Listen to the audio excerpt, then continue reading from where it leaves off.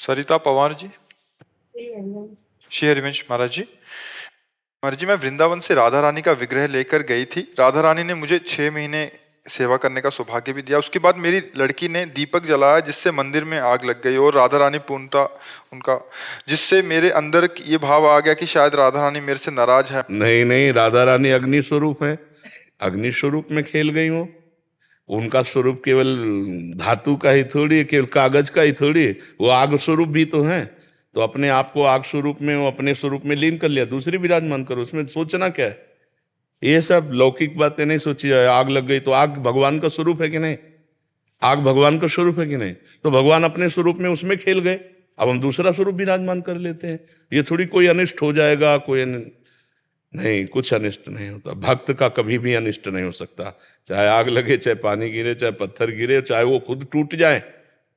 टूट गए, हम यमुना जी में पधरा देते, दूसरे ले आते हैं, क्योंकि आप कोई टूटने वाले हो, आप टूटने वाले हो, आप अविनाशी हो, सच्चिदानंद हो। हम आपकी भावना कर रहे हैं, तो जिस पे भावना कर रहे हो टूटने वाला है। मान लो ये शरीर है, ये टूटेगा। जो विग्रह, मान लो आप विग्रह बहुत संभाल के ले जा रहे हो, ठोकर लगी, गिर गए, टूट गए, तो अब उसमें क्यों कोई अनिष्ट हो गया? नहीं, हम यमुना जी पर धरा देते हैं, दूसरे ले आते हैं, हम आपकी आराधना करेंगे, क्योंकि आपका जो स्वरूप है वो सच्चिदानंद है, वो कभी टूटने वाला नहीं है। और प्रगट में देखो, जो धातुओं से बने हुए हैं, जो मिट्टी से बने हुए हैं, या जो काष्ठ के बने हुए श्री विग्रह, कभी आग लगी तो सब जय जय श्री राधे हो जाएगा। तो आप लगेगा भगवान हमारे जल गए, तो जलाने वाला कौन था? भगवान ही तो थे, अग्नि भगवान ही तो थे। तो ऐसे भाव में रहा जाता है। अरे बोले ठाकुर जी हाथ से गिर गए, हो सकता है कोई अनिष्ट हो जाए। क्यों? भूमि उनकी नहीं, वो खेलना चाहते हैं, गिर गए नीचे, कोई बात नहीं। हाँ महाराज जी, अभी कभी कभी जैसे डर जाते थे उनकी सेवा करने में, और आपका उस दिन कथन सुना जिसमें आपने कहा था कि डर कर भक्ति नहीं होती है। हाँ, बाद में फिर महाराज जी हमें नहीं, मस्त रहना चाहिए। किसका प्रश्न था? दूसरी सी जी विराजमान करो। महाराज जी, श्री जी नानी के बाल कृष्ण जी भी दोनों हाँ, मतलब दोनों विराजमान कर लो, दोनों विराजमान करो उसमें। हमारे ठाकुर जी को आग क्या बिगाड़ कर सकती? जब दावा न लगा ना, पढ़ना भागवत में, तो अपने सब सखाओं से कहा आंख बंद कर लो, और मुंह से आग पी गए, मुंह से आग पी गए। तो भगवान है ना। अरे उनका खेल है, थोड़ी देर अग्नि में अपने आप को खेल कर हम नए विराजमान कर लेते हैं। अनिष्ट तो होना है नहीं। ना में भक्ता प्रणश्यति, मेरे भक्त का कभी नाश नहीं हो सकता। तो फिर हम भगवान की भक्ति में ऐसे कमजोर भक्त ना बने कि अरे अब के हो गया, अब वो हो गया। नहीं, हमें पूर्ण ज्ञान होना चाहिए, मेरे परमात्मा का बाल बांका भी कोई नहीं कर सकता, वो अविनाशी सच्चिदानंद है, और जितने रूप हैं ये सब मिटेंगे। अभी भूकंप हो जाए तो सब धराशायी हो जाएंगे, नहीं हो जाएंगे, लेकिन भगवान मिटने वाले हैं क्या? हमारा भाव मिटने वाला है क्या? हाँ नहीं, बिल्कुल नहीं। जैसे और मजबूत हो गया। हाँ नहीं, ठीक, हाँ, पुष्ट हो और खूब भजन करो, कोई अनिष्ट नहीं, किसी की ताकत नहीं कि अनिष्ट कर सके। अब हम भगवान की शरण में, हमारा अनिष्ट भी आएगा ना तो मंगल करके जाएगा, अनिष्ट भी आएगा तो मंगल करके जाएगा। हम भगवान की शरण पक्का कहते हैं, पक्का कहते हैं। अनिष्ट भी आएगा तो मंगल करके जाएगा, हम भगवान की शरण में। अब किसकी ताकत है? सीम की चाप सके को तासु, बड़ रखवार रमापति जासु। भगवान जिसके रक्षक है उसका बाल बाका कौन कर सकता है? मस्त। नामदेव जी के घर में आग लगी थी ना, सब पूरा जो कुछ बचा के रखा था लोगों ने और झोंक दिया। अरे भगवान आए, अब क्या मुंह से बचा? तो स्वयं भगवान ने कुटिया छाई थी, स्वयं भगवान। तो हम का पॉजिटिव सोचे, निगेटिव के सोचे कि कोई अमंगल हो गया, कोई नहीं। आप मंगल भवन में अमंगल कहाँ होने वाला? राजा कौन सा नाम जाप करो? नाम जाप अब हमसे पूछोगे तो हम तो आशिक राधा नाम के हैं। राधा राधा राधा, हमारा तो जीवन राधा राधा है। राधा नाम। मयंक शराफ जी। राधे राधे। राधा वल्लभ श्री हरिवंश महाराज जी, आपके चरणों में कोटि कोटि प्रणाम। महाराज जी, दास शरीर से ग्रस्त वो एक डेंटिस्ट है। महाराज जी, मैं शिव शक्ति उपासक हूँ, लेकिन दिनचर्या व साधना में आपके मार्गदर्शन से ही चलता हूँ। प्रतिदिन पवित्र आसन पर व चलते फिरते काम करते हुए आपके बताए हुए शाम सदाशिव नाम का जप करता हूँ। महाराज जी, मेरा प्रश्न है कि आपने कुछ प्रश्नकर्ताओं से कहा था कि सिद्धासन में लंबे समय तक बैठने से ऊर्जा ऊर्ध्वगामी होती है, तो क्या उससे ग्रस्त जीवन में कुछ समस्या आ सकती है क्या? महाराज जी, एक ग्रस्त व्यक्ति को कितनी देर सिद्धासन में बैठना? हाँ, गृहस्थ आदमी को नियमित 48 मिनट या 1.25 घंटा बस, क्योंकि ऊर्ध्वगामी फिर गृहस्थी लायक नहीं रहता, इसलिए ऐसे आसनों का योगी लोग प्रयोग करते हैं। गृहस्थ के लिए जो हमें चाहिए उसके अनुसार चलना चाहिए। तो सुखासन है, पद्मासन है, सिद्धासन बहुत 48 मिनट, इससे ज़्यादा नहीं। नहीं तो नस नाड़ियाँ संसारिक कार्य लायक नहीं रहती। सिद्धासन जानते हो है? वो बिना हिले डुले 48 मिनट तक तो ठीक है। इसके आगे नस नाड़ियाँ जो है वो गृहस्थी लायक फिर नहीं रहती। जैसे 3 घंटे है, अब 3 घंटे आप आसन, तो फिर वो जो एक दिमाग में भागवती की स्थिति आती है तो सब भोग वृत्ति खत्म हो जाएगी।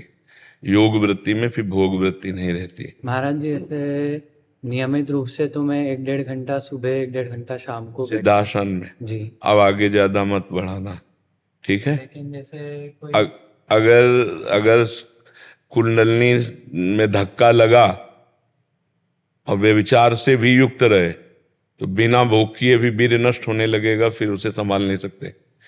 और अगर ऊर्ध्वगामी तो फिर गृहस्थी लायक नहीं रहोगे। इसलिए मर्यादा से चले, इसीलिए संतों का सानिध्य लेकर चला जाता है।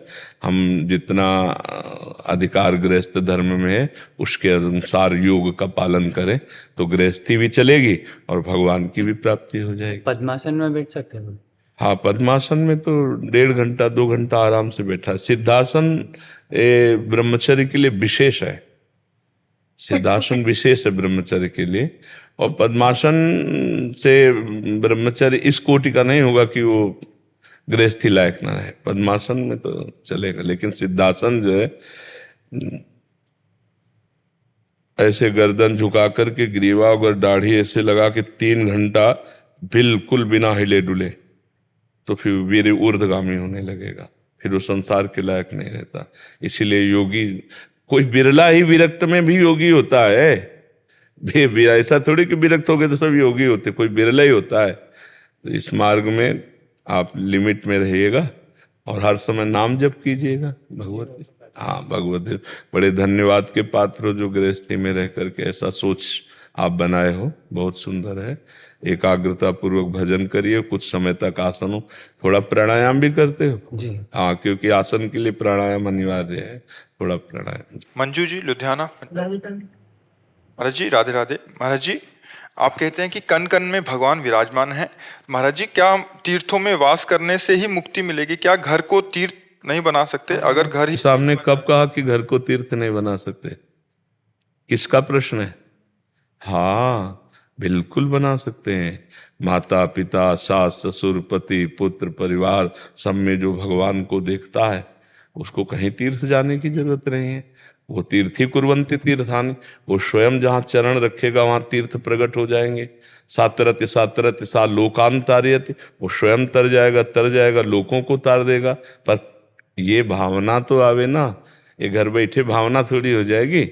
बिना संत समागम के, बिना भगवत तीर्थों का अवगाहन किए हृदय इतना पवित्र हो जाएगा कि सर्वत्र भगवान का भाव देखे। तो हम उसको कटाक्ष पे ना लें, जैसे कि सब में भगवान करके हम अपने घर को तीर्थ बना सके, इतनी योग्यता कहाँ से प्राप्त होगी? जब तक तीर्थयाटन नहीं करोगे, महापुरुषों का संग नहीं मिलेगा, भगवत धामों की आराधना नहीं होगी, तब तक आपका हृदय ऐसे लायक होगा ही नहीं। और जब हृदय लायक नहीं होगा तो घर भूत का डेरा हो गया, फिर प्रपंच वही राग द्वेष, भगवत भाव तो नहीं रहेगा ना। तो इसलिए हम शास्त्र मर्यादा का खंडन न करें। हाँ, अगर ऐसी स्थिति है तो हम पहले कहने तीर्थी कुर्वन्ति तीर्थानि, जहाँ चरण रख देगा वहां तीर्थ हो जाएगा। लेकिन वो कौन जो निरंतर भगवत चिंतन प्राण और सब में भगवान को देख रहा है? ऐसी स्थिति सा महात्मा से दुर्लभा, ऐसा महात्मा तो बड़ा दुर्लभ होता है। तो इसलिए हम तीर्थों की मर्यादा का उल्लंघन न करें, हम उनको हल्के में ना लें, भगवान के द्वारा स्थापित किए गए हैं। जैसे भगवान के धाम है तो घर ही है भगवान का, और जितने तीर्थ हैं सब भगवान के द्वारा स्थापित किए। इनके अवगाहन से हृदय पवित्र होता है। आपने अनुभव नहीं किया इसलिए आपको लग रहा है। प्रत्येक बार गंगा जी का गोता लगाना, हर गंगा जी के गोता से हमारे अंदर वैराग्य और ज्ञान की स्फूर्ति होती थी। नहीं तो बचपन से भगवान के मार्ग में किसी ने रोका थोड़ी, कोई जबरदस्ती घर से भगाए थोड़ी गए थे। भगवान के मार्ग तो हर कदम पर वैराग्य, हर कदम पर ज्ञान, हर कदम पे एक परमानंद का आकर्षण जो हमें घसीटता हुआ भगवान के मार्ग में लाया। अगर हम तीर्थों का उगाहन न करते, अगर हम धामों का सेवन, पुरियों का सेवन न करते, तो शायद हमारे हृदय की स्थिति ऐसी नहीं होती, मलिन हृदय हो जाता। लेकिन भगवान की इन्हीं तीर्थों ने, इन्हीं गंगा आदि पवित्र नदियों ने भगवान के मार्ग की तरफ ऐसे उत्साह बढ़ाया कि हम तुम्हें कैसे बताएं। आज भी किडनी फेल है लेकिन उत्साह में कमी नहीं। तो हम तीर्थों की अवहेलना न करें, हम भगवत धाम और पुरियों की अवहेलना न करें। हाँ, इतनी सामर्थ्य आप में है कि अपने घर परिवार के सदस्य को भगवान का स्वरूप मानते हैं, निरंतर नाम जप करते हैं, तो आपको फिर निगेटिव भाव आएगा ही नहीं तीर्थों के प्रति, क्योंकि जब सर्वत्र भगवान है तो तीर्थों में भी भगवान है। समझ में आया ना? हाँ। ओंकार दास जी, वाराणसी से। भगवान जी, राधा वल्लभ श्री हरिवंश महाराज जी। महाराज जी, गुरुदेव आपके चरणों में सेवक का दंडवत प्रणाम। महाराज जी, शरीर के साथ माना हुआ तदात्म कैसे नष्ट होगा? इसको नष्ट करने का कोई सरल साधन है? हाँ, मानने से मान्यता हटाई जा सकती है। गुरु चरणों में मान्यता कर लो, गुरु साक्षात पर ब्रह्म, और आसक्ति कर लो तो शरीर की आसक्ति खत्म हो जाएगी। भगवान कपिल देव जी ने माता देहूति से कहा, जो आसक्ति संसार में बंधन का कारण है, वही जब संत महापुरुष से हो जाती तो मोक्ष का खुला हुआ द्वार हो जाता है। तो आप तो मानो संत वेश जैसा धारण किए हुए हैं। हाँ, गुरु चरणों में आसक्ति हो जाए तो मोक्ष का खुला हुआ द्वार है, कोई बंधन नहीं। पर गुरु चरणों में प्यार होना बहुत कठिन है। भगवान यही चाहते हैं, 2018 से आपके चरणों का आश्रय हम लिए हुए हैं, लेकिन इतना अधम हूँ, इतना पापी हूँ कि अभी तक ये संयोग दीक्षा का बन नहीं पाया। महाराज जी, मुझको त्रिकाल संध्या गायत्री काशी में जिन्होंने दिया, वो भगवती का 25वां पुरस्कार कर रहे हैं। भगवान, मैं आपसे संन्यास दीक्षा चाहता हूँ, मेरे ऊपर कृपा करें। हाँ, उसके लिए हमने कुछ सूत्र बताए हैं अपने निज जनों को, उन सूत्रों में पास हो जाइए, आप संन्यास ले लीजिए। आप तो सन्यासी है ही, आप संन्यास लेकर भजन कीजिए। जो सूत्र है वो आपको से ये वार्ता करेंगे, उनमें अगर आप पास हो जाएं तो बस पास हो गए। क्योंकि कपड़ा बदल लेना केवल संन्यास नहीं कहलाता है। अगर हमारी चित्त की वृत्ति में हाहाकार नहीं मचा भगवत प्राप्ति का, तो हमें लगता है संन्यास नहीं लेना चाहिए। मतलब चिल्ला चिल्ला के रोने का मन होता है कि हे प्रभु, कैसे आप प्राप्त हो गए। बस कुछ अच्छा नहीं लगता। अगर कोई कह दे कि आप प्राण दे दो, प्रभु मिल जाएंगे, तो प्राण एक क्षण में दे दे, ऐसी आशिकी होती है भगवान की तरफ की। तो ऐसी आशिकी में तो ठीक है, नहीं तो फिर मतलब भेष ले लेना, भंडारा में पेट जिलाना, रुपया पैसा संग्रह करने लगना, इससे अच्छा है संसार में बना रहे। ये नौटंकी नाटक ना करे, अच्छा है संसार में बना रहे। अगर विरक्त हो तो फिर खाने की धार पर चलना है। जैसे बने, एक बार अन्न डाल लिया, प्राण पोषण, रात दिन भजन में लगे, किसी से कोई मतलब नहीं, तब तो विरक्ति का आनंद आएगा। और अब समय कितना रह गया है जीवन का। हाँ, बिल्कुल पक्का निश्चय करके चले। एक साधु सत्संग सुन करके काशी से आए, तो उन्होंने बताया कि मैं वेदांत श्रवण करता हूँ और इतने दिन से विरक्त हूँ, पर जब आपका सत्संग सुना तो मुझे लगा कि मैं कोरा हूँ, अंदर वो बात नहीं है। बोले, एक बात हमारी क्या कमी आप बता दीजिए। काशी से आए थे तो पूरा निरीक्षण करके उनको बताया, एक ये कमी है, इसका सुधार कर लीजिए। सुधार किया, दूसरी दिन आए, साष्टांग दंडवत। दूसरी बार जब आए, बोले बहुत आनंद है। और जब तीसरी बार आए तो फेस उड़ा। तो हमने कहा, कहाँ गया आनंद? बोले, में महंत बना दिया गया हूँ, खत्म, परमार्थ खत्म, वैभव मिल गया, राजी हो गए। चले थे कहाँ, पहुंच कहाँ गए। यही कहते हैं कि मनोरंजन की वाटिका माया की ऐसी है कि वैसे फेंक देती, कंचन कामिनी कीर्ति, और साधक उसी में मनोरंजन में फंस जाता है। ये मानती लेने के लिए थोड़ी है, ये तो मिटाने के लिए। जैसे शरीर तदात्म शब्द बोला ना, इसको मिटाने के लिए। भगवदानुराग में अश्रु प्रवाह हो रहे, आनंद से बैठे भगवान के चिंतन में डूबे हैं, ये जीवन का लाभ है। ये सब कूड़ा करकट है, जाने वाला है, शरीर जाने वाला है, यहाँ कुछ लेके जाना नहीं। और विरक्त हो चुके हैं, फिर भी हम इसमें लगे हैं, तो फायदा क्या हुआ? रात दिन भगवदाकार वृत्ति तन्मया। अरे दिव्य शक्तियां जागृत करे, दिव्य शक्तियां तो खूब निश्चय पक्का होना चाहिए, नहीं तो आगे फिर सब डिसमिस हो जाता है। वैराग्य का मतलब है अपने तन मन प्राण सर्वस्व भगवान को समर्पित करके रात दिन केवल भजन करेंगे, बस खत्म खेल, कोई सब परीक्षा नहीं है। और जहाँ थोड़ा भी दबाव पक्ष अहंकार बर्दाश्त नहीं कर पाता, गुरुपद पंकज सेवा तीसरी भक्ति अमान, मान रहित होकर गुरुदेव के चरणों में समर्पित हो जाना, बस फिर सब अपने आप ठीक हो जाएगा, अपने आप ठीक हो जाएगा। विकास कुमार जी मेरठ से। राधे राधे गुरु जी। राधे राधे गुरु जी। गुरुदेव भगवान, आपने मुझ अधम पर अहेतु की कृपा की, क्योंकि जो निकृष्ट पाप कर्म को छोड़ने का प्रयास करके मैं हार गया था, वो पाप कर्म आपके श्रीमुख से निकले प्रवचन से, श्रवण मात्र से ही उसका शमन हो गया। गुरुदेव भगवान, मेरा प्रश्न यह है कि मेरे अंदर जो पाप कर्म के विचार आते हैं उनको क्रिया में तो नहीं उतार रहा हूँ, किंतु वो निकृष्ट विचार पूर्व की तरह ही मन में आकर कष्ट देते हैं और क्रिया करने को बार बार प्रेरित करते हैं। गुरुदेव भगवान, नाम जप के द्वारा उसे डिलीट करो, मिटा दो उसे नाम जप के द्वारा। जैसे हम नाम जप करते हैं और सामने आ रहे हैं, नाम बुरा माने ना अच्छा माने तो डिलीट हो जाएगा। बुरा मानेंगे तो रुक जाएगा, अच्छा मानेंगे, अभी आप बुरा मान रहे हो इसलिए वो रुके हुए हैं, नहीं तो डिलीट होना शुरू हो जाएगा। जितना नाम जप किया जाता है, वो नाम जप के समय जो हमारी पाप प्रवृत्तियां प्रकट होती हैं वो नष्ट होने के लिए प्रकट होती हैं। अब चूंकि वही प्रवृत्ति लाखों बार हमने जन्म जन्मांतरों में की, तो लाखों बार आता तो लगता है कि कब डिलीट होगा, वो डिलीट हो रहा है, एक एक डिलीट हो रहा है, धीरे धीरे नष्ट हो रहा है। तभी मन निर्मल होता है, निर्मल मन ही भगवान का साक्षात्कार करता है। तो डरो मत, न प्रभावित हो, अब वो कुछ नहीं बिगाड़ पाएंगे, क्योंकि हमारे पास नाम चल रहा है। अगर नाम छूटा तो फिर समस्या हो जाएगी, वो संस्कार अपना प्रभाव दिखा देगा।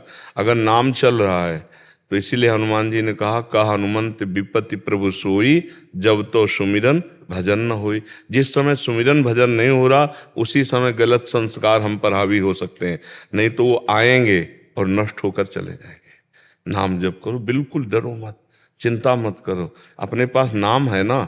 नाम जिस समय डर लगे उस समय नाम और रफ्तार से जपो, खाली समय मत दो, तो ये जो पाप प्रवृत्तियां हैं ये सब भस्म। गुरु जी, जैसे नाम जपता हूँ तो थोड़ी देर बाद किसी घर के व्यावहारिक कार्य में बस छूट जाता है। हाँ, तो जब फिर याद आवे तो फिर पकड़ो, इसी को तो अभ्यास कहते हैं। अभ्यास योग युक्तेन चेतसा नान्यगामिना। जब याद आवे तो फिर राधा राधा राधा राधा राधा, और जितना समय हमारा खाली गया उस समय को हम भगवान को अर्पित कर। रात्रि में सोते समय पूरी दिनचर्या। बहुत सुंदर, बहुत अच्छे हो आप, ऐसे चलते रहो, भगवान की कृपा से लोक और परलोक सब बन जाएगा, आप चिंता मत करो।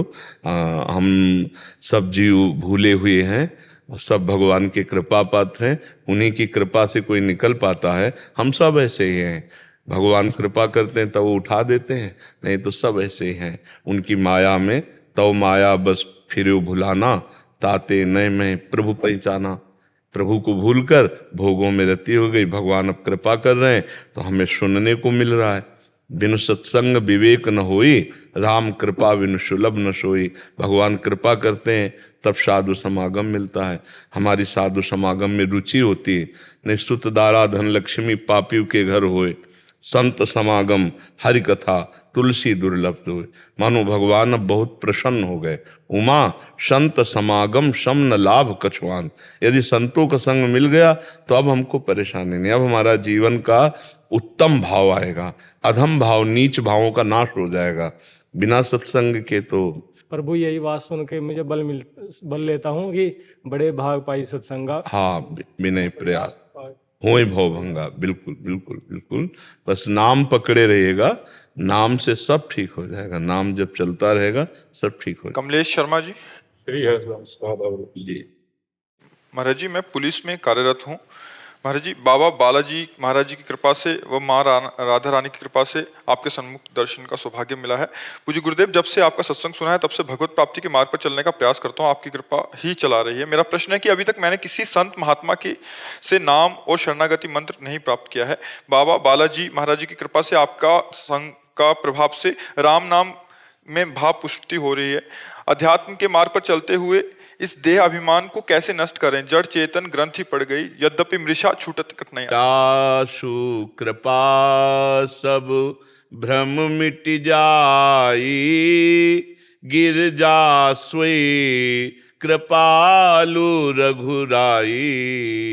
तुम्हारी कृपा तुम्हि रघुनंदन, जानहि भगति भगतुर चंदन। जब आप बिल्कुल नहीं जानते थे तब घसीटा, उन्हीं प्रभु ने, जब आप बिल्कुल नहीं जानते, अब तो आपको सत्संग मिल गया है, अब तो आप जानने लगे हैं, अब आपको चिंता क्या करनी है, वही सब संभाल देंगे। भगवान का बस निरंतर चिंतन पकड़ो, जो तुम्हें राम नाम प्रिय है वो सब कुछ है, ऐसा मानो सब कुछ है, सर्वोपरि है, बस उसी में लग जाओ। राम राम राम अंदर श्वास श्वास में नाम जप करो और भगवत भाव से रहो। किसी भी प्राणी को दुख मत पहुंचाओ, कोई पापाचरण मत करो, और जो आपका कर्तव्य है उसमें निर्दोष को बचाओ, और जो दोषी है उसको दंड दो। ये भी पूजा है, ये पूजा है, उसमें क्षमा नहीं चाहिए।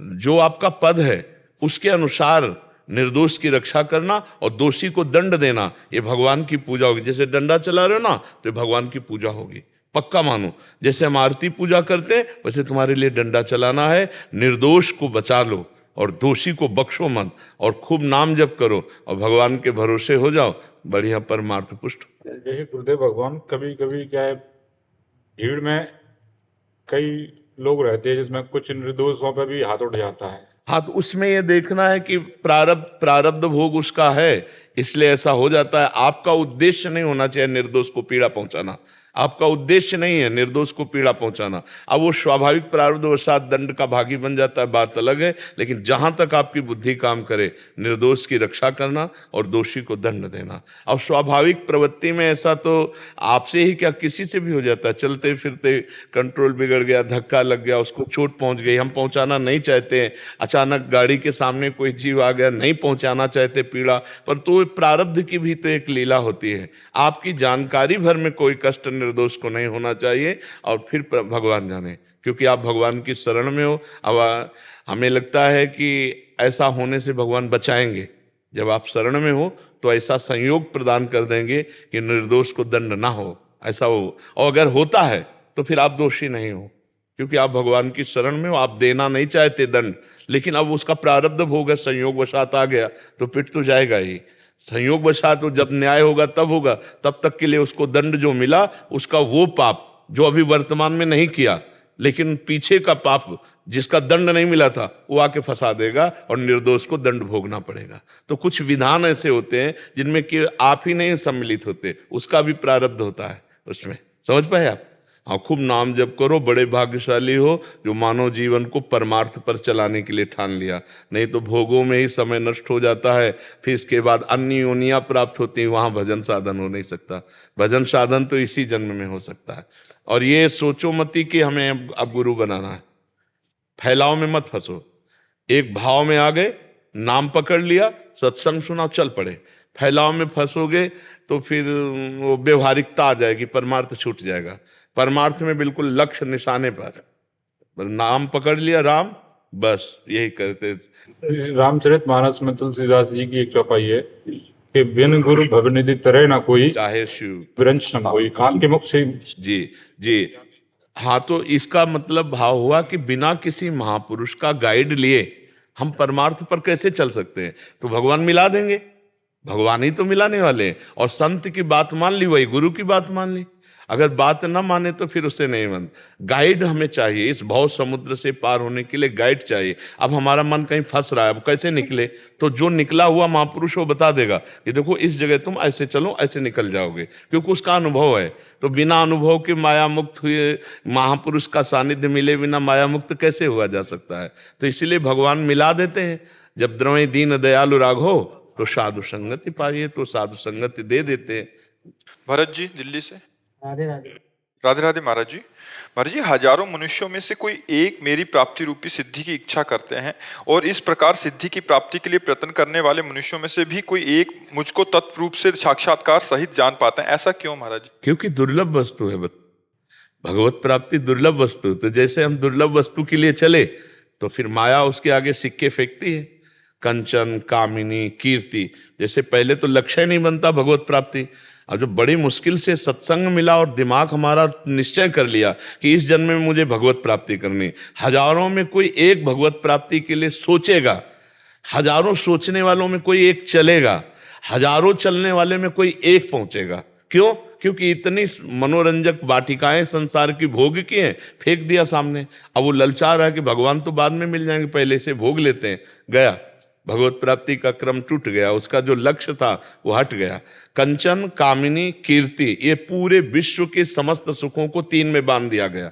कंचन रुपया, कामिनी जनेंद्री भोग संबंधी सुख, और फिर इसके बाद होता है कि मेरा नाम हो जाए, सम्मान बढ़े, ऐसी लालसा, ये तीनों भगवत प्राप्ति से गिरा देते हैं। एक रसेंद्री जनेंद्री के भोग, रुपया पैसा के भोग और मान प्रतिष्ठा का भोग, ये भगवान से विमुख कर देता है। जब इस पर विजय प्राप्त कर ले तब रिद्धियां सिद्धियां, रिद्धि सिद्धि पेरे बहुआई, बुद्धि लोभ दिखावे भाई, होए बुद्धि जो परम सयानी, तिन तन चितैना अनहित जानी। इन रिद्धियों से सिद्धियों से अनहित हो जाएगा, भगवान की प्राप्ति नहीं होगी। तब कोई बिरला भगवान के पास, नहीं तो भगवान से मिलना कहाँ कौन चाहता है। भगवान से भोगों की प्राप्ति चाहते हैं कि हमारे अनुकूल भोग मिले, हमारे अनुकूल। और जब भगवान के मिलन की लालसा जागृत हो जाएगी तब इन सब में अरुचि होनी चाहिए। कंचन, कामिनी, कीर्ति, नाम प्रतिष्ठा, इसमें नहीं खान पान ते भावे है, नहीं कोमल वसन सुहावे, सब विषय लगे ते खारा है, हरियासिक का मग न्यारा है। उसे कुछ अच्छा थोड़ी लगता है। तो फिर जब अच्छा ना लगे तो फिर आगे चलकर रिद्धियां सिद्धियां भी, अब जैसे मन में जो सोचा वो तत्काल हो गया, ये खतरा है, ये अच्छी बात नहीं है। ये हम जिस चढ़ाई पर चढ़ना चाहते हैं उसके लिए खतरनाक खेल है, ये तो हमें गिरा देगा। हम गलत सोचेंगे तो गलत हो जाएगा, गलत हो, जब अगर हो गया तो हमारा जो पावर था वो यहीं क्षीण हो गया, परमात्मा प्राप्ति के लिए नहीं चल पाया। बहुत इसीलिए महापुरुषों के सानिध्य की आवश्यकता है। हमारी कोई कामना सिद्ध न हो, कोई पूर्ण न हो, ये समझो, हमारा कोई संकल्प पूर्ण न हो। हे प्रभु आपका संकल्प पूर्ण हो, आपकी इच्छा पूर्ण हो, मेरी नहीं। जोई जोई प्यारो करे सोई मोहि भावे। प्यारे तुम जो करो वही मुझे अच्छा लगे, मुझे जो अच्छा लगे वो कभी मत करना, तुम्हें जो अच्छा लगे वो करना, क्योंकि हम भगवत प्राप्ति के मार्ग में चल रहे ना। तो ये इस मार्ग में एकदम दृढ़ होकर चला जाता है, और चाहे जितना प्रलोभन भोगों का आवे, कभी। प्रभु मैंने आपके श्रीमुख से सुना है कि जो सब भगवान के शरणागत होते हैं उनकी परीक्षा नहीं लेते, भगवान सहज नहीं, भगवान की देखो, भगवान 2 बात कह रहे, मम माया कह रहे ना, मम माया और ममैवांशो, तू मेरा और माया भी मेरी, तो कोई और नहीं होंगे। अब जैसे आप प्रभु की तरफ जा रहे हो तो आपकी ये परीक्षा होगी कि तुम्हें प्रभु प्यारे हैं या रुपया प्यारा है, तुम्हें प्रभु प्यारा है या भोग प्यारा है, तुम्हें प्रभु प्यारा है या अपना प्रणाम नमस्कार प्यारा है। अगर आप निकल रहे हो तो भगवान निकालने को, नहीं निकल रहे हो तो फिर सत्संग दिलाएंगे, फिर आपको कमी महसूस करवाएंगे, उस कमी को आप दूर करो, आगे बढ़ना तभी होगा। देखो कक्षा 5 में अगर हम परीक्षा दे करके उत्तीर्ण नहीं होंगे तो हम 6 के योग्य नहीं होंगे। अगर हम परीक्षा के लिए घबराएंगे तो परीक्षा वही देनी होती है जो हमें पढ़ाया जाता है। आप समझो, कक्षा 5 के विद्यार्थी को 8 का प्रश्न कभी नहीं दिया जाएगा। ऐसे ही हम जिस लेवल के भक्त हैं उसी लेवल की परीक्षा हमारे पास आएगी, पक्का आएगी, क्योंकि ये एक क्रम है। बिना आप परीक्षा में उत्तीर्ण हुए आप अगले अध्यात्म की भूमिका के लायक नहीं रहेंगे। और अगर आप भगवान के मार्ग के, तो जो नापसंद चीज वही तुम्हारे सामने फेंकी जाएगी। तो आप भगवान के लिए चले थे तो उसे छोड़ो ना। अब अगर उसमें गिरते हो तो इसका मतलब है अभी आप भगवान की चाहत कमजोर है आपकी, तो फिर सत्संग मिलेगा, फिर आपको पुष्ट किया जाएगा, फिर आगे बढ़ाया जाएगा। ऐसा होता है। ऐसे बिना अधिकार के कोई भी वस्तु नहीं दी जाती। आप कहीं भी देख लीजिए, अगर एक होमगार्ड में भी खड़ा करना है तो थोड़ी दौड़ भागो इसे देखनी पड़ेगी। तो परम पद भगवान के आप प्राप्त करना चाहते हैं, भगवान को अजित, भगवान को अपने अधीन करना चाहते हैं, तो उसके लिए तो केवल अनन्यता चाहिए होगी कि हर बात आपको फीकी लगे। नहीं, मुझे भगवान चाहिए। पर है कठिन, ऐसा मनोरंजन फेंकेगी माया ना कि लगता है भगवान तो मिल ही जाएंगे, इसको तो अभी हम चख लेते हैं, भोग लेते हैं। बस जहां ऐसा हुआ तो वहां भगवान बचाते हैं। जब वो फेल होने जा रहा होता है तो करो सदा तिनके रखवारी जिम बालक, उस समय भगवान से पकड़ लेते, सावधान, मेरे लिए चला था का। वही परीक्षा दिलाते, वही उत्तीर्ण कराते हैं, वही उत्तीर्ण कराते हैं, कोई उत्तीर्ण ना हो। और अगर गिर भी जाए तो हार नहीं होगी। ये खास बात शरणागति की है, गिर भी जाए तो हार नहीं होगी, क्योंकि भगवान अपनी गोद में ले लेते हैं।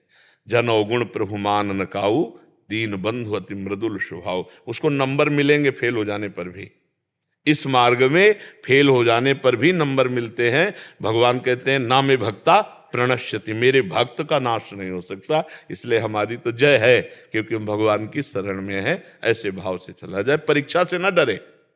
पढ़ाकू परीक्षा से नहीं डरता है, जो पढ़ने में कमजोर होता है वही परीक्षा में डरता है। ले डरे क्यों परीक्षा? मैं प्रभु का हूं, माया मेरे प्रभु की है, तो भाई प्रश्न करो आप। जितना हमें पढ़ाया उतना उत्तर हम आपको दे देंगे, जो नहीं आता है तो हम कह देंगे नहीं आता है। और जहां हम गिरने वाले होते हैं वहां मेरे प्रभु का वादा है कि मैं रक्षा करूंगा। नहीं तो इसलिए भगवान, हाँ, भगवान अपने जनों की सदैव रक्षा करते हैं। बिल्कुल। कुलदीप जी दिल्ली से। राधा वल्लभ श्री हरिवंश। श्री हरिवंश महाराज जी, आपके चरणों में कोटि कोटि प्रणाम। महाराज जी, हम कैसे अपनी बुद्धि को नियंत्रित करके ईश्वर के चरणों में वास्तविक रूप से आश्रित हों और इस आश्रय की शुरुआत कैसे की जाए? 5 बातें हैं बच्चा। जैसे पेट बिगड़ जाए तो पंचसकार चूर्ण खाया जाता है ना, ऐसे 5 बातें हैं, अगर जीवन में उतार लिया जाए तो बुद्धि भगवान में स्वाभाविक लगने लगेगी। संस्कृत से हैं, उनका हिंदी में अर्थ हम बताएं। वेदो नित्य मधीयताम, संगासत्सु विचार्यताम।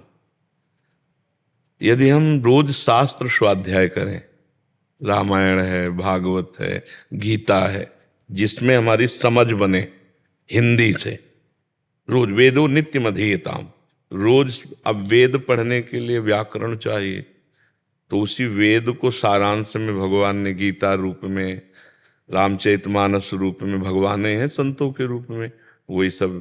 तो गोस्वामी तुलसीदास जी ने, कोई भी ऐसा शास्त्र नहीं है जिसकी बात रामायण में न लिखी हो, बिल्कुल सरल भाषा में रामायण है, भागवत है, महाभारत है, गीता जी है, इसमें सब वेदों का सार लिखा हुआ है। तो वेदो नित्य मधीयताम, रोज शास्त्रों का स्वाध्याय करें। संगासत्सु विधीयताम, रोज महापुरुषों का सत्संग सुने। तो आजकल मोबाइल भगवान की बड़ी कृपा है, कहीं से भी सत्संग सुन सकते हो। साधु संग का जिनका मनावे सर्च करो और सुन लो। संगासत्सु विधीयताम और महावाक्यार्थस्य विचारिताम, जो संत महापुरुषों ने वचन कहे उसका विचार करना चाहिए सत्संग में। आज ये बाबा बोले, इसका मतलब क्या हो सकता है, उसमें घुसे, उस शब्द में घुसे, उसका चिंतन करे। और फिर लिखा है कि क्षुद्र व्याधि चिकित्सिताम, भूख की औषधि की तरह अन्न पाए, पवित्र अन्न। जैसे विरक्ति के लिए तो आगे लिखा है भिक्षान्नम औषधम, और गृहस्थ के लिए तो धर्म पूर्वक कमाया हुआ अर्थ। भोजन बड़ा पवित्र होना चाहिए। नहीं, 5 सूत्रों में भोजन बोलने की जरूरत क्या थी, लेकिन भोजन बोला। चौथा जो है क्षुद्र व्याधि चिकित्सिताम, क्षुधा रूपी व्याधि की चिकित्सा करे। अगर विरक्त है तो भिक्षान्नम औषधम, और गृहस्थ है तो धर्म पूर्वक कमाए हुए अन्न से। फिर एकांते सुख मास्यता मथातो ब्रह्म जिज्ञासा। उपासक को 1-2 घंटा समय ऐसा निकालना चाहिए जो एकदम एकांत हो, कोई डिस्टर्ब न करे, और उस समय बैठ करके चित्त वृत्ति भगवान में लगानी चाहिए। पहला शास्त्रों का स्वाध्याय करना चाहिए, दूसरा सत्संग सुनना चाहिए, तीसरा सत्संग में जो वाक्य हैं उनका मनन करना चाहिए, चौथा पवित्र आहार करना चाहिए, और 5वां एकांत में बैठकर भगवान का भजन करना चाहिए। इससे बुद्धि शुद्ध होकर परमात्मा में लगने लगेगी। आप करके देखो, रोज सत्संग सुनो, रोज एक नियम बना लो कि गीता जी का एक श्लोक का ही अर्थ हम पढ़ेंगे। रोज नियम बना लो, 5 दोहा चौपाई गोस्वामी तुलसीदास जी की पढ़ेंगे। नियम पूर्वक यदि हम शास्त्र स्वाध्याय करें, सत्संग सुने, मनन करें और पवित्र भोजन पावे और एकांत में बैठकर भगवान का भजन करें, तो बुद्धि भगवान में लगने लगेगी। आप करके अभ्यास देखिए, ठीक है? बहुत काल तक ऐसा अभ्यास कीजिए तो बुद्धि लगने लगेगी भगवान में। रोहित कुमार जी दिल्ली से। जी राधे राधे। राधे राधे महाराज जी। महाराज जी, क्या कोई बुरा इंसान मदद मांगने आए तो भगवत भाव रख के उसकी मदद करनी चाहिए या नहीं? अगर वो हमारी मदद से दूसरों का अहित और अमंगल करने के लिए मदद मांग रहा है तो कदापि मदद नहीं देंगे और विघ्न डाल देंगे। हम जानते हैं कि अगर ये बुरा आदमी है, ये स्वस्थ हुआ और इसका दिमाग का तो ये अनहित करेगा, तो हम सहयोग नहीं करेंगे, हम सहयोग नहीं करेंगे। हाँ, अगर वो कहता है कि मैं जिंदगी में कभी गलती नहीं करूंगा, गलती किया पर मैं सुधरना चाहता हूं, तो एक बार हम उसको जरूर सपोर्ट देंगे। और ये पता है कि ये बुरा आदमी है, इसे चाहे जितना दूध पिलाओ ये विषय उगलेगा, तो हम उसको सहयोग नहीं करेंगे, क्योंकि वो फिर दूसरों का अमंगल करेगा, दूसरों का हित करेगा। इसलिए शास्त्र हमारा आदेश जो करता है, ये ऐसे नहीं। अगर वो सुधरना चाहता है तो हम पूरा प्रयास उसको सपोर्ट करने का है। और अगर वो सपोर्ट पा करके या नहीं तो मंगल किसी का करेगा तो हम बिल्कुल सहयोग नहीं देंगे, ऐसा चाहिए। सुबोध जी मुजफ्फरनगर से। श्री हरिवंश गुरुदेव, आपके चरणों में कोटि कोटि प्रणाम।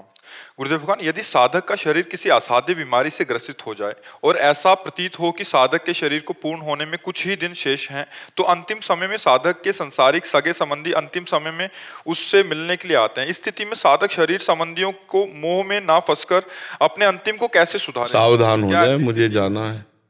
सावधान अगर साधक हो जाए, मुझे जाना है, ये सब माया की फांसी है। किसी से कोई मतलब न रखे, जाने के पहले ही जाने की व्यवस्था में हो जाए, न देखना, न सुनना, न बोलना, न खाना, न पीना। अगर हमारी सामर्थ्य है जरा भी तो हम जल ले लेते हैं, नहीं सामर्थ्य तुझे पता है जाना है, अब क्या खाना है? राधा राधा राधा राधा राधा, पहले ही अपने को बिल्कुल शांत बना ले। ये हम देखे हुए महापुरुषों की बात कहते हैं। उन्होंने देख लिया कि अब शरीर छूटने वाला है तो पहले ही शरीर छूटने की नाटक में आ गए। न देखना, न सुनना, न बोलना, न लाख बुला रहे हैं, बोल ही नहीं रहे। और जब हम दर्शन करने गए, उनके गृहस्थ में थे, बहुत अच्छे महात्मा थे गृहस्थ में रहते हुए, तो जब गए तो उनका बाबा किसी से बोलो मत, आप भी बाहर जाओ, मुझे एकांत रहने दो, मेरा प्रभु का स्मरण न छूटे, बस कुंज बिहारी श्री हरदास कुंज बिहारी श्री। और इस शरीर के जो रिश्तेदारगण या संबंधीगण हैं, वो उस समय पे इतना मोह सांसारिक, ये इन लोगों का आदर नहीं करते। जो भूले हुए अज्ञानी जन, इनका आदर, इनका प्यार क्या प्यार है? कौन प्यार करता है? आप लोग संसार में इसलिए आपको लगता है प्यार करता है, हमें तो आज तक नहीं लगा कोई प्यार किया है। कोई हमारा नहीं, पूरे संसार में कोई भी हमारा नहीं। ये बात हमें भगवान की शरण में आने पर पता चली है। वही बात तुम समझ लो या जो समझ ले। अब अंतिम समय किसी पर प्यार अगर आएगा तो फिर जीवन बर्बाद हो जाएगा ना। फाइनल वही है, जैसे फोटो खींचने का समय है ना, तो जैसे आपने आकृति कर ली वही फोटो आएगी, ऐसे अंतिम समय जो आपका चिंतन का विषय होगा वही होगा। तो अंतिम समय तो सब दरवाजे बंद कर लेने चाहिए कि अब मरना ही है। ये सब नाटक है, कोई किसी से प्यार नहीं करता। कई बार देखता है व्यवहार में कि अगर किसी पे ऐसी अंतिम समय में स्थिति आती है तो सभी रिश्तेदार दूर दूर के वो इकट्ठे होते हैं और आने का अंतिम बिगाड़ने के लिए। व्यक्त प्रपंच और इस तरह की सब बातें, वही सांसारिक बातें, अंतिम बिगाड़ने के लिए, अंतिम बिगाड़। बिल्कुल बिल्कुल, बड़े सावधान उपासक वो होते हैं जो अंतिम समय अपने को बचा पावे इस मोह दरिया से। नहीं तो ये सब नाटक माया का जो है ना, बहुत जोर का विचित्र होता है। और जब भगवान की शरण में हो जाए तो नहीं होता है। हम बुलाएं किसी को हाथ जोड़ के तो नहीं आएगा कोई हमारे पास, नहीं आएगा, क्योंकि हम किसी के काम के नहीं है ना। अब हम प्रभु के हैं ना, तो किसी काम के, तो भगवान अपने आप सब जाल काट देते हैं। अब चूंकि संसार में जाल बिछाया तो कुछ लोग तो इस बहाने आते हैं कि यार अंतिम समय जाना चाहिए व्यवहार में, अगर नहीं जाएंगे तो क्या कहें। वैसे जिंदगी में नहीं रोए और ऐसे आधा किलोमीटर दूर से रोने लगेंगे कि जान जा कौन। अब वो इतना भयंकर व्यवहारिक जंजाल है कि वहां स्थिति जब देखते हैं और थोड़ा सा ज्ञान, और जब कोई रोता है ना तो उस देखना वो अपने लिए रोता है। पत्नी ऐसे ऐसे करती है, ऐसे छाती में हाथ डालती है, ऐसे ऐसे मारती है, कहती जब हम जो चाहा वो आपने पूरा किया, अब कौन करेगा। वो अपने लिए रो रही, उसके लिए थोड़ी रो रही कि तुम नरक गए कि तुम स्वर्ग गए, इससे कोई मतलब। वो अपने लिए रो रही कि अब मेरा क्या होगा, तुम तो चले गए, मेरा क्या होगा। कुछ लोग व्यवहार में रोने आते हैं, कुछ लोग अपनी आर्थ संबंधी पीड़ा जो है उनसे जो सुख सुविधा मिल रही थी। प्रेम तो सिर्फ भगवान करते हैं, यहाँ प्रेम कोई किसी से नहीं करता। प्रेम शब्द को यहाँ दूषित किया जाता है। यहाँ काम होता है, राग होता है, वासना होती है, मोह होती है, आसक्ति होती है। प्रेम तो सिर्फ हरि करते हैं, सिर्फ भगवान करते हैं, दूसरा कोई प्रेम नहीं। तो इसीलिए अंतिम समय अपने सब दरवाजे बंद कर लेने चाहिए। मुंह बंद, बोलना नहीं, आंख बंद, देखना नहीं, कान बंद, सुनना नहीं, राधा राधा राधा, बस जा रहा हूँ। तैयारी अपनी फिट रखे तो कोई परेशानी नहीं। जैसे हम हर समय प्रसन्न रहते हैं क्योंकि अपना हमारी तैयारी फिट है। जैसे हम कई बार एकांतिक में कहा हमारी अटैची तैयार रहती है, अभी बुलाओ, अभी बिल्कुल तैयार हैं हम आपके लिए, बिल्कुल तैयार। ये नहीं है कि कुछ लेना है, बिल्कुल तैयारी फिट। तुम मरने से सब जग डरा, मेरो मन आनंद। आपके इन्हीं वचनों से इसे पूरे युवाओं को और इतना बल मिल रहा है। जब व्यवहार में हम देखते हैं, एक छोटा सा विद्यालय भी मैं चलाता हूँ, तो वहां जैसे सांसारिक लोग या बच्चों से भी थोड़ी बात करते हैं तो इस व्यवहार से इतना बल मिलता है कि लोगों का जो एक व्यवहार था वो बदल गया। पता नहीं कहां कहां पहुंच गया। आप जो युवा हैं उनका जो मानसिक बात है वो कहां पहुंच गई, जो संसार में आज तक कभी देखने में नहीं आई। उसका मतलब मेन प्रधान कारण भगवान की कृपा। और दूसरी बात यह कि यहाँ किसी स्वार्थ से व्यवहार नहीं हो रहा। ये जो आपसे हम प्रश्न उत्तर कर रहे हैं, जो आपसे चर्चा कर रहे हैं, वो हृदय से मना रहे हैं कि भगवान सबका परिवर्तन हो, हे भगवान सब आनंदित रहें, सब स्वस्थ रहें, सबकी बुद्धि पवित्र रहे। उसी का चमत्कार हो रहा है। क्योंकि और पता नहीं क्या लोग बताते हैं आपस में जो सुनते हैं कि परिवर्तन, सीधा परिवर्तन जी, वो केवल भगवत कृपा और उन्हीं की कृपा से जीव का परिवर्तन होता है। और ये यहाँ से जो भी भेजा जाता है, हाँ हाँ, वो हृदय की बात होती है। यहाँ पढ़ लिख करके जैसे उपदेश देना और एक होता है जीवन का उपदेश देना। यहाँ जीवन का उपदेश, हृदय का जो जीवन का उपदेश है, वही सबके ऊपर कृपा कर रहा है, वही सबके ऊपर दिमाग में बैठकर सतमार्ग में लगा रहा है। नहीं, अपने पिता की कोई नहीं मानता, बाबा जी की कौन मान जाए? आप सोचो, अपने बाप की कोई नहीं मानता तो बाबा जी की कौन मान जाए? पर वो भगवान की कृपा सब करवा लेती है। जो मूकम करोति वाचालम पंगुम लंघयते गिरिम यत् कृपा तमहम वंदे परमानंद माधवम, उन्हीं की कृपा। दीना राम राधा वल्लभ श्री हरिवंश श्री वृंदावन श्री वृंदावन। महाराज जी, लगभग 3 वर्षों से आपके बताए उपासना और नियमों का पालन करने का प्रयास कर रहा हूँ। ये दास भारतीय थल सेना में सेवारत है। गुरुदेव, जब से आपका सानिध्य प्राप्त हुआ तब से अभी तक किसी भी प्रकार से नियम में कोई रुकावट नहीं हुई। गुरु कृपा से ये संभव हुआ। महाराज जी, अब इस दास की पोस्टिंग ऐसी जगह हो गई है जहाँ पानी के नाम पर बर्फ ही बर्फ है और -डिग्री में ठंडी है, जहाँ ये नियम और नित्य पाठ बाहरी नियम की कोई आवश्यकता नहीं। आप हमारे भारतीय सेना में हैं, बाहरी नियम की कोई आवश्यकता नहीं। एक नियम बना लो, नाम न छूटने पावे, और जहाँ भी हो, जैसे भी हो, राष्ट्र सेवा में प्राणों को अर्पित करते हुए लगे रहो, बढ़िया मंगल हो जाएगा। इसमें कोई परेशानी नहीं। नहाना धोना कोई भक्ति का लक्षण नहीं है। आप समझ रहे ना? खास बात है मन। सावई मन कृष्ण पदारविंदयो। किसी भी परिस्थिति में है, परिस्थिति हमारी स्थिति को नहीं बदल सकती, स्थिति परिस्थिति को रौंदती है। वही जवान है, वही वीर है, वही निष्कामी धर्म वाला पुरुष जो परिस्थिति के अनुसार नहीं बदलना है। स्थिति हमारी रहेगी, परिस्थिति तुम्हारी रहेगी, और हर परिस्थिति को रौंद कर अपनी स्थिति में रहेंगे। यही हमारी भक्ति है। अंदर से राधा राधा जप रहे और बाहर से हर कष्ट को सहते हुए राष्ट्र सेवा में प्राण अर्पित किए। यही बहादुरी है, यही बहुत बड़े धर्म का पालन है। आप बिल्कुल विचलित मत हो। अपवित्रा पवित्रो वा सर्वावस्थांगतो पिवा या स्मरेत पुंडरीकाक्षम सवायाभ्यंतरा शुचि। वायाभ्यंतर दोनों से पवित्र होता है जो कमल नयन भगवान श्री हरि का स्मरण करता है, प्रियाजू का स्मरण करता है। बहादुर की तरह रहो, संकोच नहीं, किसी भी तरह की रुकावट नहीं। ये हम बाहर हैं, सुविधा है, नहा लेते हैं, नहीं सुविधा है बिल्कुल नहीं नहाएंगे, महीनों नहीं नहाएंगे। अंदर से भगवान का स्मरण थोड़ी कोई रोक लेगा। भगवान का स्मरण करते हुए और देश सेवा में प्राण बलिदान करने का उत्साह रखते हुए, बिल्कुल कायरता नहीं आनी चाहिए। भक्ति अर्जुन को कायर नहीं, शूरवीर बना रहे। इसीलिए गीता जी का उपदेश किया कि अपने कर्तव्य का पालन करते हुए मां मनुस्मर युद्ध च, मेरा स्मरण कर और युद्ध कर, ललकार कर। तो जहां जैसी परिस्थिति आवे, अपनी स्थिति के द्वारा उसे रौंदते हुए हम निकल जाएं। परिस्थिति हमको न रौंद दे, बस ये बात ध्यान रखना, ठीक है? हाँ, जहां तक हो सके आहार विहार पर ध्यान रखिए कि थोड़ा पवित्र रहे। हाँ, बकाया जैसी भी परिस्थिति है उसमें निपटो, खूब नाम जप करो, हमारी देश सेवा में रहो। गुरुदेव, जैसे इस परिस्थिति में वाणी पाठ वगैरह अभी जैसे जितने पद याद हों, जितने पद याद हों तो बस वो अंदर गुनगुना रहे कर। अगर समय है तो राधा वल्लभ राधा वल्लभ राधा वल्लभ पवित्र हो गए, नहा लिए, पाठ करो वाणी का। समझ लिए ना? महाराज जी, मोबाइल ऐप से भी कर सकते हैं? हाँ, मोबाइल से भी कर सकते हैं।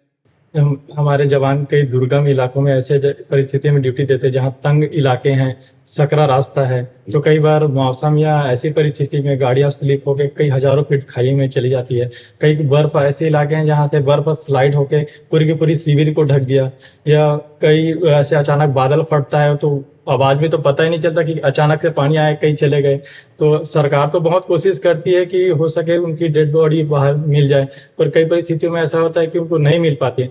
ऐसे में उनके परिवारों को इतना वेदना होता है, उनको स्वीकृति कर पाना मुश्किल है कि वो हैं नहीं हैं। तो ऐसे में उनको कैसे ढाढ़स बंधाए, या उनकी गति के बारे में कृपया एक बार। गति की तो दुर्गति नहीं हो सकती, गति की तो कोई बात नहीं, पर यह जरूरी बात है कि परिवार के जनों को कैसे पुष्टता मिले कि उनका शरीर है या वो नहीं है। इस बात में तो मतलब कुछ समय बाद ही प्रमाण मिल सकता है, क्योंकि अचानक घटना घटने पर कई बार ऐसा होता है कई महीने तक शव नहीं मिलते, फिर वहाँ खुदाई हुई तो देखा गया बर्फ में सुरक्षित शव ऐसे पाए गए, आर्मी के जवानों के पाए गए। हाँ तो हाँ, काफ़ी लंबे समय तक चूंकि बर्फ में शरीर नष्ट होता नहीं है, वो सुरक्षित रहता है।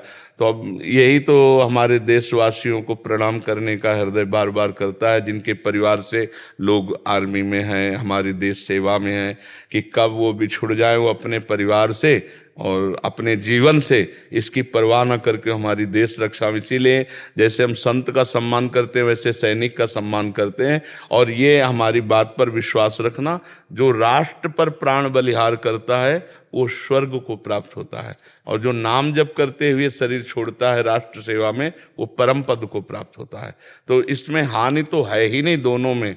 अगर वो भगत नहीं रहा है तो भी अपने राष्ट्र के लिए तो रहा ना, और अचानक कोई घटना घट जाती है, शरीर पूरा हो जाता है आतंकी हमले से या प्राकृतिक हमले से, तो हम ये तो नहीं कहते भगवत प्राप्त होंगे, लेकिन वो स्वर्ग को प्राप्त होंगे। भगवान ने कहा है कि अगर तू जीतेगा तो भूमि का राज्य मिलेगा और शरीर छोड़ेगा तो स्वर्ग मिलेगा, क्योंकि वीरता पूर्वक वो राष्ट्र सेवा में है, संपूर्ण राष्ट्र सेवा में है। इसलिए चिंता की तो कोई बात है नहीं, पर उनके परिवार को समझाया नहीं जा सकता, क्योंकि उनके हृदय में जो मोह है, जो अपनापन है, जो और वो पता चले कि कोई खबर ही नहीं है तो व्याकुल तो रहेंगे, या खबर मिले कि वो शांत हो गए तो उनके लिए बहुत बड़ी हानि का विषय होता है और वो बहुत दुख से युक्त रहते हैं। इसलिए हमारे सरकार भी पूरे उनके परिवार की व्यवस्था करती है। तो अब जीवन तो वैसे जाना ही है, अगर राष्ट्र के लिए जा रहा तो उत्साहपूर्वक देना चाहिए, क्या उसमें संकोच का विषय नहीं रखना चाहिए, उसमें निराशा नहीं आनी चाहिए, उदासी नहीं आनी चाहिए। बिल्कुल बिल्कुल। हमारा स्थान तो सुरक्षित हो गया गुरुदेव, आप निकुंज में ही जाने आपके। हाँ, नाम जब करते रहोगे ना, पक्का कहीं भी हो आप निश्चिंत रहिए। हम राष्ट्र सेवा में बहुत श्रद्धा रखते हैं। जो राष्ट्र सेवा में है हम जैसे एक संत माला लेकर भजन करते हुए जगत मंगल की सोचता है, ऐसे वो राइफल लेकर के भारत के मंगल के लिए प्राणों की बलिदान की स्थिति में तैयार रहते हैं। तो हम पक्का, हम लोगों का जो भजन है ना वो आप ही लोगों के लिए है, वो कोई व्यर्थ नहीं जाएगा। हम उस देश में रहते हैं जहाँ एक से एक भजनानंदी हैं, और उनका भजन का प्रभाव सर्वे भवन्तु सुखिना सर्वे सन्तु निरामया सर्वे भद्राणि पश्यन्तु मा कश्चित् दुःख भाग् भवेत्। हमारे देश के ऋषि भजन करते हैं जगत मंगल के लिए, विश्व मंगल के लिए, तो उसमें आप भी तो है ना, आपका भी तो मंगल छुपा हुआ है। आप निश्चिंत रहिए, राष्ट्र सेवा में समर्पित। वही स्थिति ऐसे है कि पहले तो लोग देख के मूवी देखते थे, कोई और वीडियो देख रहे हैं, अब ऐसे हमारे जवानों में बहुत सी, मैं खुद जाके अपने साथ के बंदों में देखता हूँ, वो बैठ के गुरुदेव का सत्संग सुन रहे हैं और वो वाणी पाठ कर रहे, कोई और कुछ कर रहे। तो ऐसे इतना मतलब जवानों में इतना सुधार है, इतना जोश है कि गुरुदेव साहब गुरु चरणों को। हाँ नहीं, भगवान सबका मंगल करे, सबका मंगल भगवान करते। नवीन कुमार यादव जी, बेंगलोर से। राधे राधे महाराज। महाराज जी, आपके चरणों में कोटि कोटि प्रणाम। महाराज जी, किसी भी कार्य को करने में अगर सफलता ना मिले तो बार बार प्रयास करना छोड़ देना चाहिए? नहीं, उचित है, बार बार प्रयास करना चाहिए। ऐसा नहीं कि असफलता हर बार लगेगी, किसी न किसी बार तो हम सफल हो ही जाएंगे। हमारी असफलता का कारण हमारे पूर्व प्रारब्ध है, तो कब तक पूर्व प्रारब्ध हमको गिराते रहेंगे? एक दिन तो सफल हो ही जाएंगे हम। तो हमें अपना अनुष्ठान या अपना कर्तव्य नहीं छोड़ना चाहिए। महाराज जी कहते हैं कि अगर बहुत ज्यादा, अगर राधा रानी नहीं चाहती हैं कि आपका ये कार्य हो। देखो, पहली बात तो राधा रानी पे मत छोड़िए, क्योंकि वो किसी के कार्य और होना या ना होना इससे उनका कोई मतलब नहीं। आप सोचो, छोटे मोटे यहाँ की बातें प्रधानमंत्री से कोई ताल्लुक है क्या? पर ताल्लुक है, क्योंकि वो हमारे राष्ट्र के हैं। तो ऐसे अनंत ब्रह्मांडों के स्वामी प्रिया प्रीतम है, लेकिन हम सब अपने कर्म के अनुसार भोग रहे हैं, सुख या दुख, पाप या पुण्य, उसी का मुझे फल मिलता है। तो अगर हम राधा राधा करते हुए प्रयास करेंगे तो राधा रानी हमारी बात पूरी करेंगी, आज नहीं तो कल पूरी करेंगी। कोई प्रारब्ध भोग है वो हमको बाधा पहुंचा रहा है, नाम जप के द्वारा और हम प्रयास के द्वारा उस प्रारब्ध को पीछे ठेलेंगे, आगे हम विजय प्राप्त करेंगे। ऐसा नहीं है कि हम जीवन भर हारते ही रहेंगे, ऐसा कोई नहीं हारा, ऐसा कोई नहीं जीता कि जीवन भर जीता ही रहा है, नहीं, कहीं ना कहीं उसको भी मुँह खानी पड़ी है। तो इसलिए हम प्रयास को निष्फलता देख करके ना छोड़ दें। सफलता और निष्फलता ये फल है, हमारा प्रयास जरूर होना चाहिए सफलता के लिए, और अगर निष्फलता आती तो हमें उदास भी नहीं होना चाहिए, फिर प्रयास करना चाहिए। सफलता चरण चूम लेती है प्रयास करने वाले को। पक्का उत्साह संपन्न मदीर्घ सूत्रम क्रिया विधिज्ञम व्यसने सुशक्तम सूरम कृतज्ञम दृढ़ सौहृदय लक्ष्मी स्वयं याति निवास है। तो स्वयं लक्ष्मी उसके घर में वास करने लगती है। जो कार्य करना है उत्साह संपन्न होकर, दीर्घ सूत्रम अभी करना है, कल के जो काम करना है वो आज करना है, क्योंकि पता नहीं कल मैं रहूं कि ना रहूं। आज मैं अभी इसी क्षण इस कार्य का अनुष्ठान करता हूं। क्रिया विधिज्ञम, हर क्रिया को विधि के अनुसार जानने वाला हो, और अपने जो व्यापार है, अपना जो कार्य है उसमें आसक्ति चित्त होना चाहिए। व्यसने सुशक्तम, और शूरम, बलवान होना चाहिए, हृदय में कभी निराशा नहीं आनी चाहिए। कृतज्ञम, दूसरे के द्वारा किए हुए उपकार को मानने वाला होना चाहिए। लक्ष्मी स्वयं अपने आप आ जाएगी, हमें परेशान होने की जरूरत नहीं, हमें अपने कर्तव्य का पालन करने की जरूरत है। निराशा तो नहीं, सबको सफलता मिलती हो ऐसा ही नहीं, और हर बार असफलता ही होती हो ऐसा भी नहीं, तो हमें निराश नहीं होना है। मनुष्य शरीर अविनाशी, भगवान के अंश है, हम प्रयासरत रहेंगे, हम विजय प्राप्त करेंगे। नाम जप करते हैं, भगवान के आश्रित हैं, तो हमारे को सफलता मिलेगी। समझ रहे ना जी? महाराज जी प्रश्न है, आपने बताया माता पिता जैसे रहना चाहे उनकी सेवा करो। मैं सेना में हूँ, माता जी ब्रज क्षेत्र छोड़ के नहीं जाना चाहती जी। तो कभी कभी वो दवाई वगैरह कुछ ऐसे नहीं खा पाती, तो उनको फोन पे जैसे कुछ बोल दिया, आपने क्यों नहीं खाई, और कुछ बोल देता हूँ कुछ समय, लेकिन बाद में बहुत बुरा लगता है। अब आपकी सेवा भी ऐसी है कि आप माँ को साथ रख नहीं सकते। मान लो आप आर्मी में है तो कहाँ माँ को साथ रख पाएंगे, वो जाना भी नहीं चाहती था। हाँ, तो अर्थव्यवस्था से आप ऐसी सेवा करवाते रहिए जिससे उनको तकलीफ ना हो। अर्थव्यवस्था में सेवा तो करना महाराज, लेकिन मुझे दुख होता है कि मैं कभी उनको दवाई के लिए किस चीज के लिए बोल देता हूँ। नहीं, प्यार से बोलो, माँ है, अगर कटु बोलोगे तो उचित नहीं है। वो आपकी पूज्या हैं, इसलिए प्यार से, जहां तक हो सके प्यार से बोलो। बाद में पश्चाताप को ऐसा वचन क्यों बोलो? भाव अभी गुस्सा आ रही, चुप हो जाओ, फिर थोड़ी देर बाद फोन लगा कर बात कर लो। प्यार से बात करो, वचन को मृदु बोलो, कठोर वचन मत बोलो, क्योंकि वो माँ है, वो पूज्या है। अगर वो नहीं भी खा रही तो भी हम प्यार से ही समझाएं बार बार, क्योंकि वो हमारी माँ है, हमारी परम पूज्य है, हमारे द्वारा कोई कटु वचन नहीं होना चाहिए। ठीक है जी।